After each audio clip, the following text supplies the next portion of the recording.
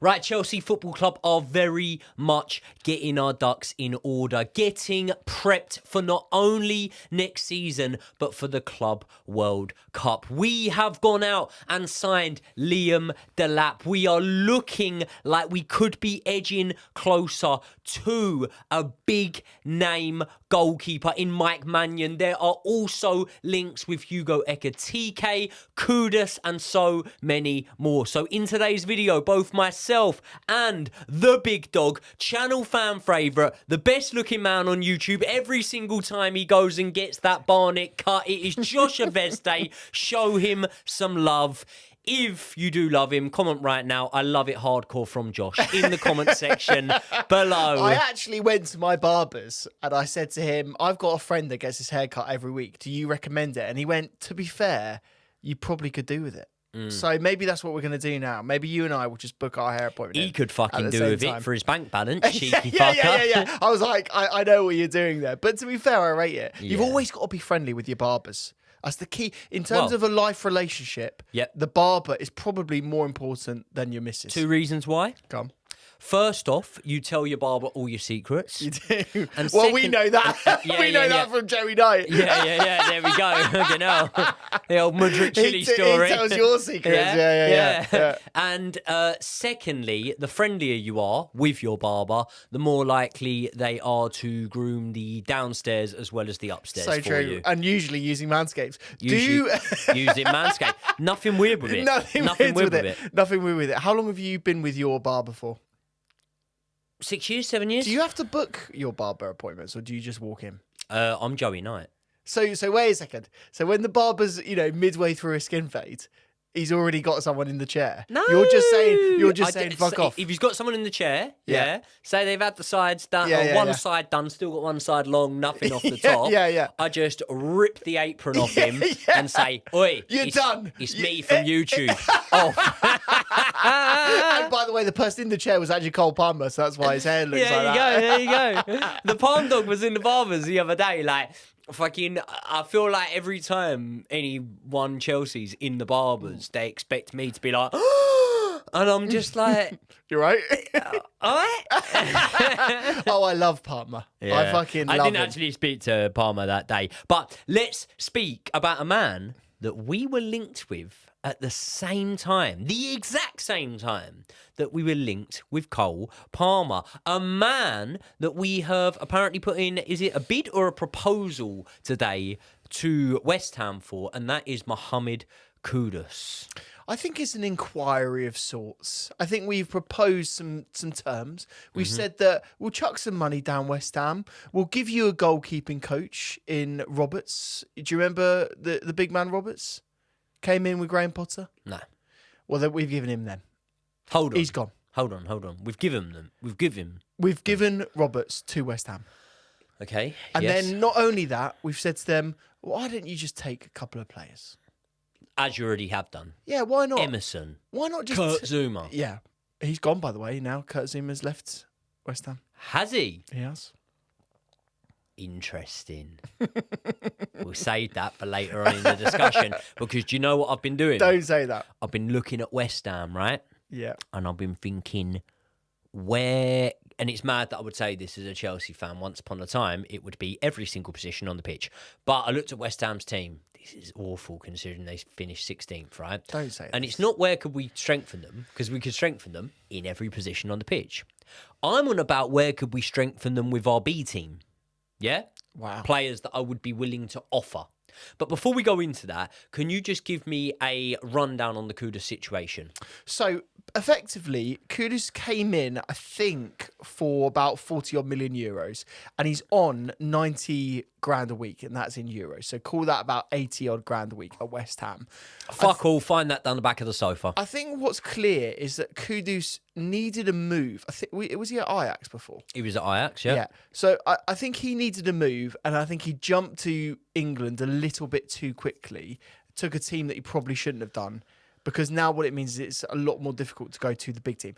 Kudus should be playing for a top at least 8 team in the Premier League. At least. He's got immense quality. So the situation is this. Kudus definitely wants to leave. He wants to be playing European football. And so he's aggravating for a move. It makes kind of sense, doesn't it, really? So now there are people in the market that are looking at the situation. Kudus can play all along that sort of like 3 in behind the striker. He can play on either wing. He can play as a number 10. He's got immense quality in terms of his dribbling. He's got very good shot on him as well. And let's be honest, he's kind of done it in the Premier League. Everyone knows how good he was. Remember, though, when you said about him going to a big club, he did go to a club that were fresh off the back of winning The Conference League. what we would say is the most prestigious European trophy at the moment. Yeah. Because new is fashionable. Yeah. And it's a new trophy, Conference League. So you can't blame him for going to West Ham because they had just won the most coveted trophy in the world. European, possibly world football. Universal football. Yeah, absolutely. If there is football on other planets, I think they would all look at that Conference League and agree, yeah, this is the dog's bollocks. I think Kudus might have a career where he just follows the team that wins the Conference League. He'll There you just go from club to club. And as a result of winning the Conference League, West Ham got in the Europa League and he got 5 goals in 9 games in that Europa League run. And that was a decent Europa League, you know. Now, when I look at Kudus' stats, I'm gonna put my neck out on the line here, right? There were 2 players, Josh will remember, hardcore may remember, you may remember, but there were 2 players, and this was early doors, mate. This was early doors. I don't think this was the start of last season, Josh. I think it was the start of the season before. Okay. I think it was the start of the Poch season rather than the start of the Maresca. I'm sure it's the start of the Poch season, by the way. Okay. 2 players, right? I earmarked, both looking like they're now on the move this summer.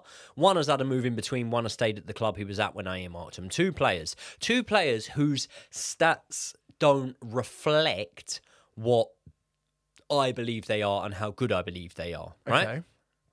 One of the players is about to make the complete wrong move. He'll pick up loads of silverware. His natural abilities are going to be suppressed massively.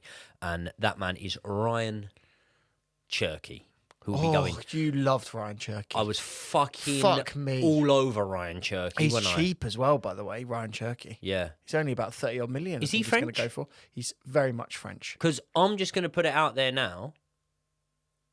You know I know a Turk when I see one. He's not Turkish. I know... Josh, I think he's Algerian. I know a Turk when I see one. Okay. I'm pretty sure he's Algerian. Family barbecues. Okay. Need I say more? Daughter's half Turkish. Ryan Cherky might as well be called Ryan Turkey because he does look like a lot of the people I'll see at these family barbecues. No, I'm joking. No, Ryan Cherky is a player I was so high on. Like, I literally think that his dribbling ability, his ability to beat a man, I just think he's a great player, Ryan Cherky. He looks like he's going to be signing for Man City. Now, at the same time as feeling like we really needed a Ryan Cherky, yeah, and a Hazard-esque player, and ultimately we landed with Cole Palmer, who was like my third choice. It was like Cherky first, Kudus second, Palmer third. We got Palmer. Oh my God, he's going to be better than all of them. However, Cole Palmer doesn't actually offer you the same amount of, I would say, dribbling flair and willingness to run at a man that a Cherky and a Kudus actually does, right? Kudus was second on the list. Now, the reason I say that these guys are great on the eye and you need to see them play is because stats-wise, neither of their stats are like unreal. I mean, Kudus' best season for Ajax was 14 goal involvements in 30 games. He goes to West Ham. In my opinion, tears it up. 14 goal involvements in 27 league starts for West Ham that season. But they're competing pretty deep into the Europa League. Obviously, 9 matches, I said there, making quarterfinals of that and making quarterfinals of the League Cup. But he gets goals and assists against the likes of Arsenal, Liverpool, City, Newcastle twice. And Man United even though they're not that great. And he can play all across the front line. Now, this season, right, Kudus has only got 8 goal involvements in 31 starts. The 5 he scored make up for 10% of West Ham's goals that they scored the entire Premier League season, by the way, right? Bearing in mind they have how many outfield players do you reckon played for them this season that could have contributed 20, 25, something like that? whatever. Yeah. Right, rotation. Yeah. Bear in mind, they've got all those players that could have contributed, right? But actually, Jarrod Bowen, with his 21 goal involvements, makes up about 40%. Yeah. So between him and Bowen, they've made up half of the team's goals anyway. Yeah. They've been playing without a recognised striker. Falkirk didn't work. Evan Ferguson didn't work. With a player like Kudus, who likes to play off the back of someone like that, it will massively affect his stats. I don't think that those stats from this season, in a season where, let's be honest, by the way, until Moisey came in, right? Until Potter came in, and even once Potter came in, West Ham was shit this season. Yes. Like, they only got pipped by Man United because of the final day of the season. Yeah, it was. West Man Ham United was shit all season, so I don't really think you can look at any specific individual and go, your fault, your fault, your fault. I think that Kudus didn't do well this season, but I don't think that that is what I would base my excitement on a Kudus signing off of. What do you think it would take to make a Kudus signing? Because at the moment, West Ham want how much? I've heard in the region of £80 million. That's fucking ridiculous. Yeah. That's absolutely ridiculous. Yeah. The problem is they've signed him for 40 odd million and they want a significant amount of profit. And quite frankly, West Ham kind of need the money to go and reinvest elsewhere in their squads, don't they? Like Graham Potter's want to come in and he's going to want to put his mark on the team, isn't he? Yeah, and that takes me back to what I was saying about where from like our players that we've got up for sale, and I'm going to run through those players that I said for the right money I would sell. Right, when I go through them, right, I look at it and I think, who are the players that we could offer them? Right, West Ham, left back or left-sided centre back. I think they're a little bit weak. Chelsea are too, to be completely honest. Like Badia You got Chilwell. Yeah. You got Chilwell who could immediately improve their defence. You got Badia Shield probably would go there and have a good impact at West Ham. Do you know what I kind of feel like might encourage them a little bit with the Chilwell thing? Is the fact that like Wan-Bissaka's done really well for him. Yeah. And I'm so not it's another outcast. I'm not saying I'm not saying like for like, but I'm saying as in career trajectory, Wan-Bissaka and Chilwell aren't a million miles off, are they? In terms of like, were once great, then the general football fans' opinion on them plummeted in terms of how much they could offer. But one good move and they could come good again as Wan-Bissaka. Do you know what is mad to say? Because I never remember Wan-Bissaka being like this, but I have to say he's progressed into what could be like the ultimate win-back kind of role, hasn't he? Like he's had a transformation from a player that was only known for tackling ability to now being a player that can get up and down the pitch and actually score goals. So if you think about it, the signing of Chilwell for them makes complete sense. You have another player on the other side bombing up and down, and then you can play the five at the back system, which we know is probably more solid, and actually probably a system which Graham Potter quite likes. Okay, so can me, you, and the hardcore all agree we are not putting up, what is it, 70 mil? 80 million they want. We're not going to put that anywhere near that kind of money. Euros, pounds, what? They want pounds, 80 million pounds. Pounds. Okay, I'm not putting up 50. Let that be known. You're a master negotiator. I wanted that to sink in, right? I'm not putting up. This 50. is the way that Chelsea run their business as well, by the way. You should start bringing me to your business negotiations. meetings. When you do these business meetings, I'll be sat there playing hardball. Yeah. You literally just go, yeah, I want 80 million. You just go, no. That would be your negotiation You're not a tactic. people just do nothing fan, are you? I'm not.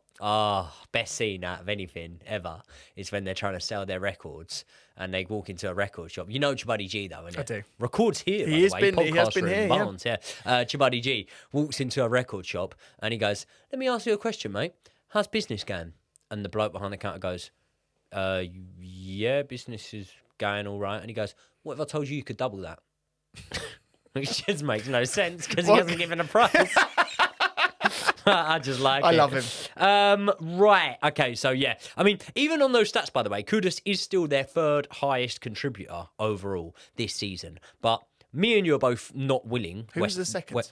Second? Yeah. Bowen was number one. Bowen won. Matey scored a load of goals, didn't he? I say a load of goals. I think he's scored about 10 goals. Souček. Souček. Me, Souček's still doing it in the Premier League. That is I don't think he got mad. many assists, Souček, Yeah, but I think he scored about 10 goals. headers. I think he scored about 10 gets goals. Yeah. Pieces, and whatnot. That's insane. Yeah. For him to get more than Kudus is maybe a little bit worrying. Maybe speaks more about West Ham's system. I bet. I don't know off the top of my head. I bet if I watched them back, I'd say 75% of them came directly from set pieces. Yep, fair enough. All right, Yeah. so they've got lots of other options in terms of players that we could give them. Okay. It's so not just Chilwell. So let's go with this then. Let's go no money. Yep. No money? No, let's go no money. Oh, wow. No money, because I've got it here. This is the trade offer. This is Joey just sitting here like this. I've got it here. Yeah. I've got it here. Go on. No money. Yep. Right? Yeah. But who pretend you're Karen Brady for a moment. Has she got any involvement anymore? I don't think so. But she's a West Ham legend. I don't know if I can get into Karen Brady's voice. Just pretend you're Karen Brady. You've pretended you're Delia Smith in here before. Pretend you're Karen Brady, for fuck's sake. All right, I'll do your deal. Right. Karen, Yes. you look lovely today. Thank you very much. What are your plans tonight? Just going out for dinner with you. Ooh. Right. Where do we even go for that? Maybe we'll have this business discussion at dinner then, because I'll get her drunk and get a really good deal out of her. Oh, dear. Football-wise. Yeah. Anyway, Yeah. right, okay. Karen Brady. You'd be so good at The want Apprentice. to get rid of... I should do The Apprentice. You should. You'd be so good at it. Karen Brady, you want to get rid of Kudus for the right price. I mean, saying they want to get rid of him is a loose statement, but yes, they would be open to it. You're open to it. I'm open. Okay, Carney. I like him. He's a good player. Scored a great goal against us. Carney. Okay. Number one option. I want more than that. No. No, I'm not. No, Carney's not worth 8 million. You're taking the piss. Neither's Kudus, you You're fucking taking- idiot. you're taking Carney you're or taking nothing. The piss. You're taking the piss. Got Kudus for 40 million. You want 40 million for Carney. It doesn't work. I want Right. more money than that for Kudus. He's on a big contract. You're robbing contract. me. Daylight robbery. You're robbing me. Carney, Badia Shield. Take them. Just go. I'm not watching. Just take them. Don't really want Just Badia take Shield. 'em. Don't really want Badia Shield. Sorry, don't really want him. Don't really want. Like, I'll take him, but that's not a lot of money. What do going you into the fucking kitty. want then? I want a new goalkeeper. Now we're talking. I've heard that you've got a Chelsea ex-coach that's coming over to me. He said that there's a good goalkeeper in the ranks. Oh, yes, there is, my he's friend. told me that there's a player that he's worked with a lot at there is, Brighton. my friend. The man's name is Bergstrom. Yeah, no, it's not Bergstrom, no. Sanchez. It's Sanchez. Would they take Sanchez? We need to get rid of him. Do they need a goalkeeper? Areola's quite good. Ben Roberts doesn't fancy Areola. He doesn't like the Areolas. He's not a fan of Areolas, Ben Roberts. I can't see anything happening until we get the goalkeeper situation sorted. Don't worry, he'll be sorted. Jorgensen? I don't. We could get him a better club, Jorgensen. I feel like Jorgensen's going to be a number 2. We don't care what club he gets him. I feel like he might be the number 2. Okay, young number 2 to the goalkeeper we're going to speak about in a minute. So we'll offer Spoiler you Sanchez. alert. We'll offer you Sanchez. Listen, what's the best that you'd offer him? What's the best that you'd offer him? I want a bit of cash. I'm still Karen, by the way. Yeah. I want a bit of cash, and I want 2 players. 2, that's ridiculous. I want 2 good players. No, it's ridiculous. So what? So you're offering me Carney and Sanchez? Yeah, I'll give you Carney and Sanchez. Does Carney want to go to West Ham? Yeah. I feel like Carney wants to go to AC Milan. AC Milan. Everyone wants to go to fucking AC Milan. Don't worry. They We'll don't now. They don't now. But just quickly, I want to take 1 minute to tell you guys about new partner of the channel, Nyla Apparel. I was lucky enough to be sent some clothes by these lot around a month ago, and I've got to be honest with you, since receiving them, they have become my go-to for both t-shirts and now for tracksuits. Now, I would not vouch for something unless I truly believed in the product, and anyone that's seen me out and about around town will know that I am wearing the Nyla t-shirts all of the time. The first thing I noticed about them was how good the quality was, and then when speaking to the guys at Nyla, I found out that the money spent on material in comparison to what the actual t-shirts are sold for is probably about 10 times less than you would usually sell a t-shirt for that cost at. Basically, I'm of the opinion that they're spending about the same on materials as you do most t-shirts in flannels, but instead of of paying 200 to 300 quid, you're paying about 10 times less than that. Instead, you're looking at £32 for the t-shirts, including free shipping, and just over £100 for the tracksuits. No shade thrown here, but the other day I had my eyes on a Nike tracksuit in JD Sports. I got it, I went to the checkout, and I was nearly at the point of having a heart attack when I found out that tracksuits, I always assumed, back in the day, growing up, were 100 quid. They're now costing over 200 quid, and these ones are exactly the same quality. So if you want a great fit at a great price for clothing that suits all occasions, hit the link in the description and browse the Nyla website. Thanks again to Nyla Apparel for their support with the channel. Let's get back into the video. You see where they finished in the league? Where? AC Milan? 8th. Yeah, well, No European football for AC Milan. nothing wrong with an 8th. Right, okay. What about, I've got one for you. I've got a player that I would love to have. Right. I'm still Karen Brady. Dewsbury Hall. I will give you Dewsbury Hall. Yep. I will give you Ben Chilwell Wow. for free. Wow. I'll give you Thanks very much. I'll give you If Dewsbury. that's the deal, yeah. I'll give you Dewsbury Hall and Ben Chilwell, and you give us Kudus, no fee, no money. I have a feeling that deal will be done. Dewsbury Hall, Chilwell, plus 20 to 30 million. Fuck 20. Fuck off. They'll want to do that. You know they'll See, want to this do is that. why you couldn't have me at these meetings. Yeah, but that's what they'll want. Do you use crude language like that when you? No, you don't say fuck off in the negotiation. I mean, you can do. You can see how it goes. I'll be spitting my prawn sandwich out, mate. I'll be fucking livid. Can I just say the other thing that I would earmark here is I'm not being funny, right? They took a punt on Falkirk. They did. They took a punt on him because he wasn't. Where was he? Dortmund. I think he was. Okay. I think he might have been at another Bundesliga team. I'll look it up. Carry on. Wherever he was. He wasn't great, Falkirk, right? And then, obviously, played for Germany, scored some goals off the bench, scored some important goals, was all right, target man. I understand the logic behind it, but he was never great for him. Then... Dortmund is correct. Dortmund, yeah. Then you went and got Evan Ferguson, right? So if you're going in the Falkirk, Evan Ferguson market, yeah, and your other strikers recovering from a car crash, yeah, then well, Brutal, isn't it? Poor old lad. it's the truth. Don't know if he ever comes back after that. That seemed like it was a really serious injury, that one. Well, we very much hope that he does come back after that. But I'm only telling the truth. I'm not having no banter. I'm just telling the truth. Yeah. If they're your three options, and Evan Ferguson's not an option because he's going back off loan. Yep. If they're your three options, I'm not being funny, mate. Like, what? You won't take Mark Gue? You won't take Broha? You won't take Mark Gue with a buyback clause?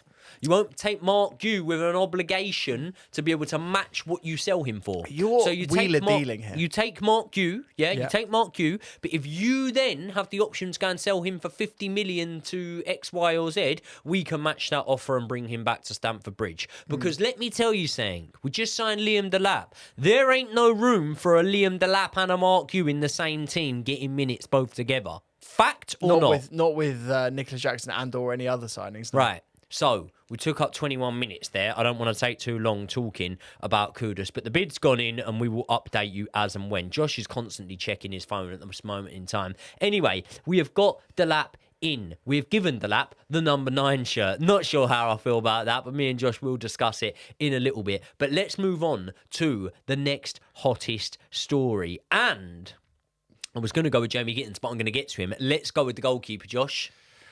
I've got some fucking breaking news as well. Let's go for the goalkeeper first, then I'll do the breaking news. It's a centre back that we have. Okay, goalkeeper first. Goalkeeper first. Right, let's do it. Go on. What are we talking about? Are we talking about Big Mike Magnon? Magnon. What a player he is. He is instantly going to elevate our goalkeeper department. The problem is, Joey, once again, the wheeler dealers have come out at Chelsea Football Club, and they say he's only worth £8.5 million. Now, can I give you the devil's advocate here? I'd love you to. I think that's what they're doing right now in the negotiations. Right. Okay. So, on the cheap, not on the cheap. Yeah? Come on. Okay. Pulisic.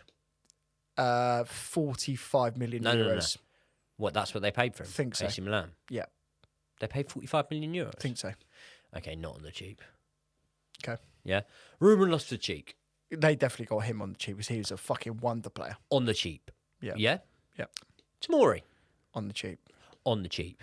Yeah. Sam Dog On the cheap. on the cheap. Very much. He was straight to Milan. He went went Roma, to was he? Roma first and then to Milan, I think. Oh, really? I think he started at Roma. He didn't. Yeah. Okay. Jose Mourinho, wasn't it? Still made my point. Still made your point massively. Still made my point. And if you want to go back even further, yeah, all right, no one in European football see it coming, but he fucking fleeced us for Shevchenko. He was Massively so. awful over here. Yep. He was the second worst Ukrainian to ever play for Chelsea. I've got an even better one. What? Alexander Pato. There you go. Completely went over your head there, by the way. What? So Shevchenko, second worst Ukrainian to ever play for Chelsea. Don't say that. What? I honestly immediately ignored that in my own head. What? Who's the first? I mean, it's not Mikhailo Mudryk. So Yuri Zherkov. No, Yuri he was Zherkov's Russian. Russian. God. God, you fucked that Moving one on right. swiftly. You fucked that one right up. Mike Magnon. Magnan. What a wonderful goalkeeper. The only worry that I have around him is he's quite injury prone. Have you seen this? He gets random finger injuries. Joey. Don't we all?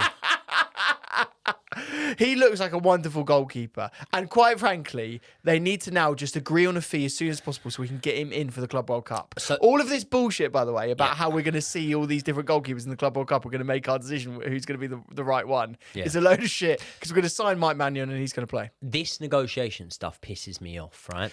And can I tell you why it pisses me off? Why? It pisses me off because he's not a 19, 20, 21-year-old even, yeah? If you were doing that stuff with a player that's that young, fine. Even if they're really good, even if it's Esteval, do it, fine, whatever. Can yeah? I counter this? No. Let me land here, right? Under Todd Bowley so far, we've spent 75 million on goalkeepers. Have we ever got close to a Czech, a Kudacini, a Courtois, anyone like that? Nowhere near. We ain't even got close to an Ed De Hoy. He's so harsh on Ed De Hoy. Right? He was a wonderful We ain't even got goalkeeper, close to Joey. it. This man won the French league title with Lille in 2021 Yeah. with 21 clean sheets. Yeah? For Lille. That's For amazing. Lille. For Lille. He won Serie A with AC Milan where he made team of the season. He also made team of the tournament in the last Euros. He's captained AC Milan, 29. He has that quality. It's like a heavyweight boxer, right? If a lightweight boxer's 29, 30 like me, they're near in the end, yeah? If you're a heavyweight boxer, 29, you might still have a decade. And goalkeepers would prove to you that you might still have a decade. But no matter what, you've got half a decade at the top level that you're at right now. You got half a decade there, yeah? Now, with the age of this Chelsea team, or the age profile, as we like to say, yeah, half a decade, we should be looking to win a league in that time. Very much So so. this could be the goalkeeper that does it. For the sake of a few fucking million, go and get it done. I've been a huge advocate. Advocate. Yeah. Been a huge Just advocate. go for advocate, Been though. a huge advocate for Petrovic. That was your favourite advocate. It was my favourite advocate, right? I've been a massive love fan of Petrovic. I love Petrovic, right? I know you do. But I'd probably have Mike Magnon over him. Probably. I'd probably have him over him. Well, I would have him over him. Ideal world, I'd have him and Petrovic as backups. If any of these fingering injuries that you spoke about do rear their ugly head, then obviously Petrovic could come straight in and that would be great. But for Petrovic, I don't think that you can make... did he make Ligue 1 team of the season? Yes, and he was player of the season for Strasbourg. There you go. I don't think you can do that and then go and sit on the bench. One man I do think can sit on the bench is Jorgensen. I actually think out of them, Sanchez says he wants to go play. He could be more likely because I don't know who's taking them. But either way, we're both in agreement. We go and sign this lad and we get it done before the Club World Cup. We absolutely do. All I was going to say on the negotiation point is there's context here. He's only got 1 year left on his contract. He's not on a lot of money. And quite frankly, we need to be pushing these teams when they do pull our pants down. Because quite frankly, as you said at the start of this, AC Milan had a fuckload of value for us and they owe us one. Quite frankly, we've given them a lot of players for not a lot of money. And so they owe us one. So stop being dickheads and just agree a fair amount of money. 25 million for a goalkeeper in the last year of his contract is not fair, especially for the amount of wages he's on. That's how it works. Transfer fees are based always a lot on wages as well. He's only on 60 grand a week. So it's just not fair to pay that contract out. Counter to that, Gone. we could probably get him for that price that we want him for in a month. Okay, you just got to wait to get it done. Well, if I'm AC Milan, I'm looking at it and I'm going, well, no, because, and I'm not saying he would be, but if this fella ends up being the difference, it's like the Trent situation. If this fella ends up being the difference between you going and winning the Club World Cup or not winning the Club World Cup, and how much comes of it, prize money? I mean, upwards of 100 million if we win it. Well, there you go. Yeah. Then they're going to go, well, hold on, we want fucking 20 mil or something. And I can kind of see where they're coming from with that. So, I don't know. Right, the bad news I'm going to just tell you now is what this means is that Petrovic is going to AC Milan. Yeah. So, that's the most logical thing. But again, we're negotiating a fee right now. We're probably going to come out of this better off because we're going to sell Petrovic for more money than what we're going to be outlaying for Mike Maignan. So just quickly, they value Mike Maignan at... They see it at about 25 million euros. 25 million euros. So realistically, give us him for free and give us maybe 10 mil on top for Petrovic. Do you know the way it will work? I think Petrovic release, because he's now got a release clause in his contract. No one knows how much it is, but I feel like it would be way more than 10 million euros. I think his release clause would be 45 million euro. Yeah, I would say I would have gone like upwards of 35. So quite frankly, the deal is this. We'll pay you, say, 80 million euros when it comes down to it, but you pay us 30 million, 35 million euros for Petrovic. We end up winning the deal anyway. I honestly just think they do have to do it, but I understand why they're negotiating. But the good news is, lads, a lot of Chelsea fans are getting very worried about this negotiation. He's coming in. It'll be a goalkeeper of Chelsea. I have full faith of that. Good stuff. Good stuff. Right, we need to start getting through these because we haven't got long. We've signed Liam Delap. He's been given the number 9. That means that him and Nicholas Jackson are going to be battling it out for that number 9 spot unless there is a change of the system, right? I do think that this Liam Delap signing is going to be something that should definitely...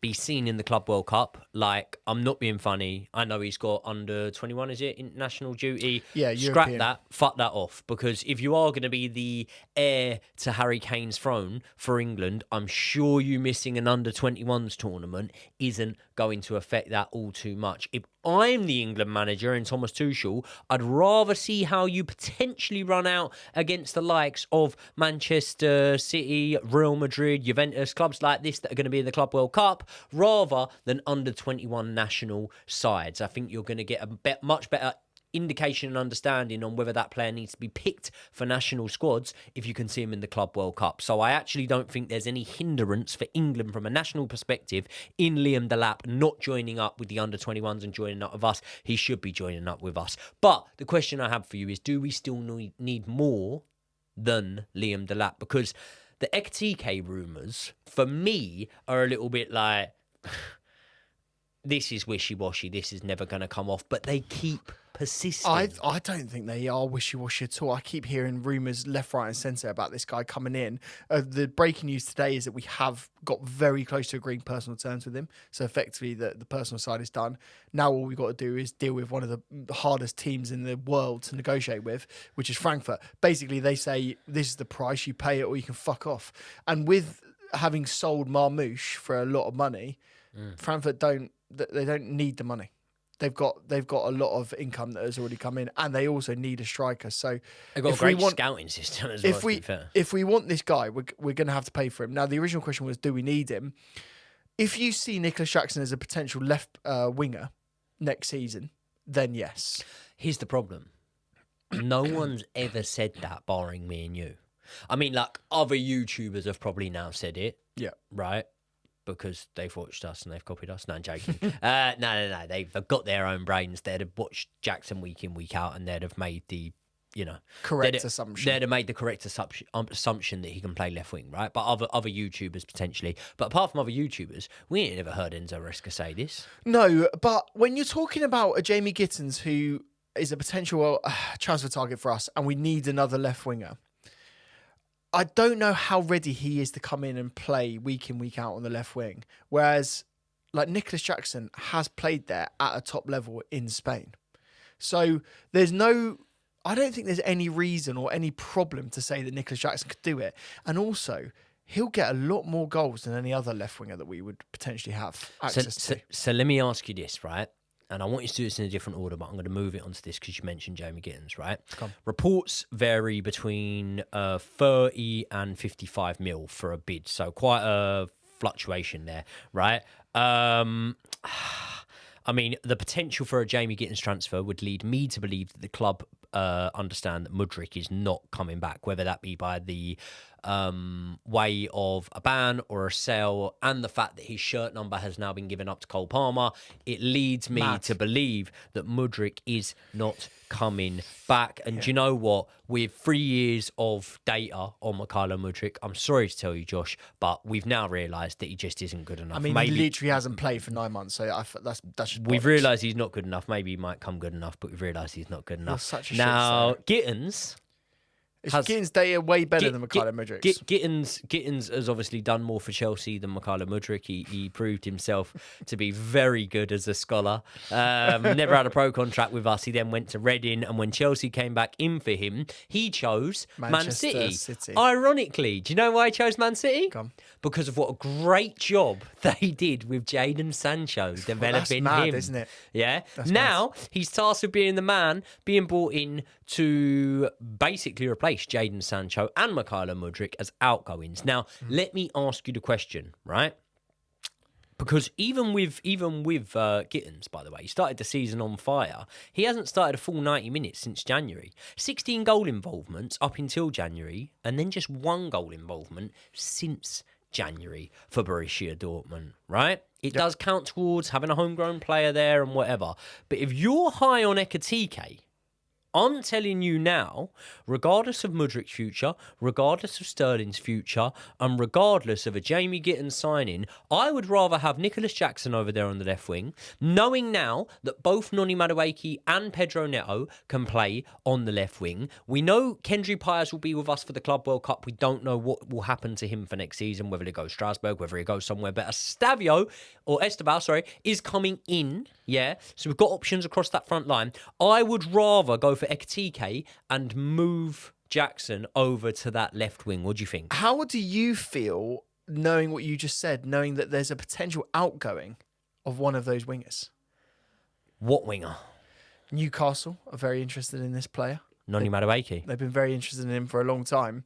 There's rumours circulating. We saw it earlier this week, by the way. There were rumours saying that Chelsea, if they received a bid, would be open to selling him, which felt very much like a briefing. You know, when we get those briefings from the club, we've seen it with the Mike Mannion deal. They've been talking about, he's not worth that kind of money, and that's part of the negotiation.